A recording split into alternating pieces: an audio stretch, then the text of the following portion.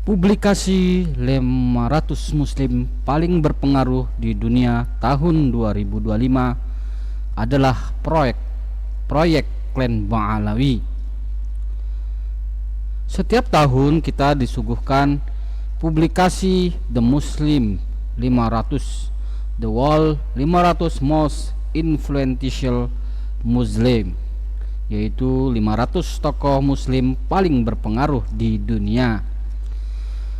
Dari sekitar 2,1 miliar umat Islam di dunia, saat ini ada 500 muslim yang dinilai paling berpengaruh. 50 di antara mereka diurut berdasar peringkat dari urutan peringkat ke-1 sampai urutan peringkat ke-50. Sedangkan 450 tokoh lainnya dipublis tanpa urutan peringkat. Untuk publikasi tahun 2025, dari 50 nama tokoh paling berpengaruh di dunia, ada 4 orang tokoh klan Ba'alawi yang masuk kategori tersebut. Yang lebih fantastis, bahkan salah seorang klan Ba'alawi, Umar bin Hafiz Ba'alawi, ditempatkan menjadi tokoh peringkat kedua paling berpengaruh di dunia saat ini. Selain Umar bin Hafiz Ba'alawi, ada Ali Zainal Abidin Al-Jufri Ba'alawi, Lutfi bin Yahya Ba'alawi, dan Muhammad Naqib Al-Attas yang masuk kategori 50 tokoh paling berpengaruh di dunia. Pertanyaannya kemudian, lembaga apa yang melakukan penilaian itu? Siapa saja individu-individu yang terlibat dalam lembaga itu? Apa neraca yang digunakan lembaga itu untuk mengukur ketokohan 500 tokoh itu? Setelah penulis telusuri, publikasi dan penilaian itu dilakukan oleh sebuah lembaga penelitian independen non-pemerintah bernama Royal Islamic Strategic Studies Center. Lembaga ini berafiliasi kepada lembaga Royal Al-Bait Institute for Islamic Thought, Institut Pemikiran Islam Royal Ahlul Bait, yang berkantor pusat di Amman, ibu kota kerajaan Yordania. Tokoh-tokoh lembaga ini adalah Pangeran El Hasan bin Talal, pendiri Yordania, Profesor Zhu Lei, Cina, Dr. Joseph F. Lombard, Amerika Serikat, Dr. Sajat Haji Rizvi, Inggris, Dr. Taibah Hasan Syarif, Sudan, Dr. Ahmad Sauki Ben, Maroko, Profesor Aiman Fuad Syed, Mesir, Dr. Chaner Dagli, Turki, kemudian Dr. Muhammad Samak, Libanon, kemudian Syekh Mauz Wajih Zaki, Masaud, Mesir, kemudian Profesor Minwar Al-Muhaid, Yordania, kemudian Syed Jawad M. Al-Khoi, Irak, kemudian Syekh Dr. Mufti Abdurrahman Manggera, yaitu Inggris, kemudian Dr. Omar Aboud, Argentina, kemudian Dr. Syed Fuda, Yordania, dan kemudian yang terakhir Dr. Ismail Fajri Al-Attas, Indonesia. Selain Fajri Al-Attas yang masuk dalam 15 aktivis rekanan lembaga Royal Ahlul Bait Institute for Islamic Thought tersebut, terdapat 85 orang yang disebut sebagai aktivis rekanan senior lembaga tersebut, yang banyak diisi oleh klan Ba'alawi, diantaranya Lutfi bin Yahya Ba'alawi Indonesia, Ali Zainal Abidin Al-Jufri Ba'alawi Yaman, kemudian Muhammad Al-Attas Ba'alawi Malaysia, kemudian Hasan Al-Saqaf Yordania, kemudian Abdullah Fad'aq Al-Ba'alawi Kerajaan Saudi Arabia, dan Umar bin Hafiz Yaman. Apakah ada korelasi antara masuknya 4 orang klan Ba'alawi sebagai 50 tokoh muslim yang paling berpengaruh di dunia tersebut dengan banyaknya aktivis rekanan lembaga tersebut yang diisi oleh klan Ba'alawi? Mungkin jawaban pertanyaan itu bisa dijawab masing-masing pembaca.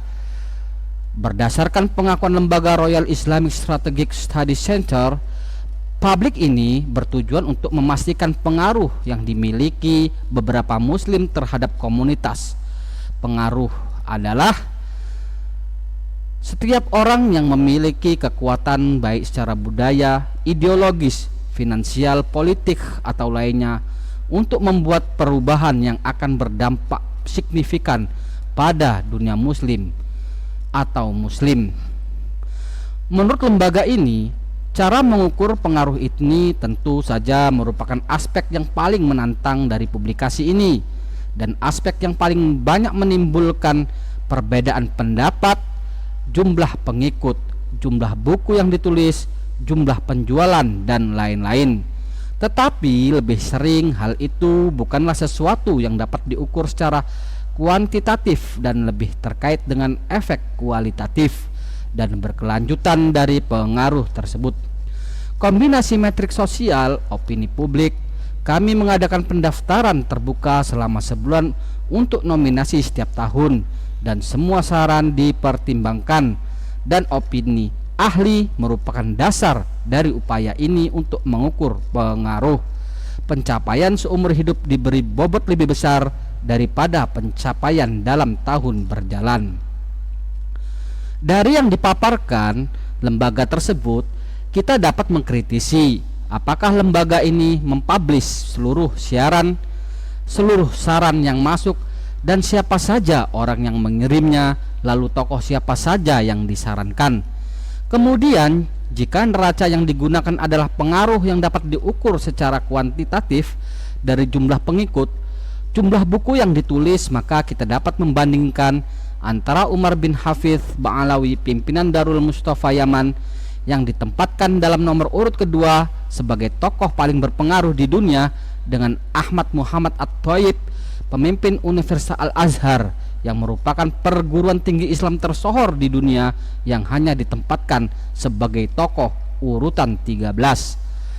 Dari tokoh politik yang berpengaruh juga kita bisa mengkritisi apa indikator Raja Abdullah Yordan ditempatkan sebagai tokoh pertama muslim paling berpengaruh di dunia. Apakah dari jumlah penduduk atau dari peran internasionalnya dalam kancah geopolitik dunia? Bagaimana rasio perbandingan misalnya jika ia dibandingkan dengan Tayyip Erdogan dari Turki? Yordan hanya berpenduduk 11 juta jiwa dan Turki yang berjumlah penduduk 80 juta jiwa. Kita juga mengetahui bagaimana peran Raja Jordan dan Erdogan dalam kancah geopolitik dunia. Tentu akan banyak sekali masalah menarik yang bisa dijadikan bahan kritik dari publikasi 500 muslim yang berpengaruh di dunia dari lembaga ini, khusus tentang sosok Lutfi bin Yahya yang ditempatkan sebagai tokoh paling berpengaruh di dunia urutan ke-31. Apakah lembaga ini sudah mengetahui bahwa ia telah habis jabatannya sebagai pemimpin Jetman? Atau apakah lembaga ini mengetahui bahwa Lutfi bin Yahya menjadi tertuduh atas penulisan sejarah palsu pendiri Nahdlatul Ulama dan maraknya makam palsu di Indonesia? Penulis yakin lembaga ini mengetahui karena dari sekian aktivis dari afiliasi lembaga ini adalah Fajri Al-Atos di sana. Bahkan Lutfi bin Yahya sendiri masuk ke dalam rekan senior dari afiliasi lembaga ini. Apakah publikasi lembaga ini memang sengaja untuk mengatakan kepada kita bahwa walau di Indonesia dihujat, Lutfi bin Yahya tetap dianggap sosok paling berpengaruh di dunia internasional? Tentu kita boleh berpikir skeptik tentang kredibilitas dan objektivitas lembaga ini, dan yang terpenting bahwa masyarakat mengetahui bahwa siapapun bisa membuat lembaga swadaya masyarakat atau LSM semacam Royal Islamic Strategic Studies Center ini, lalu menempatkan tokoh-tokoh sesuka hati sesuai dengan seleranya masing-masing. Ditulis oleh Imaduddin Utsman Al-Bantani. Demikianlah sebuah penelitian kekritisan seorang tokoh Nahdiyin, putra baru sang mujadid nasab fikih nasab. Dia adalah Kiai Haji Imaduddin Utsman Al-Bantani. Bagaimana di dalam literaturnya dia memfokuskan diri untuk meneliti sejauh mana kesahihan dari nasab-nasab Habib di Indonesia. Semoga bermanfaat. Assalamualaikum warahmatullahi wabarakatuh.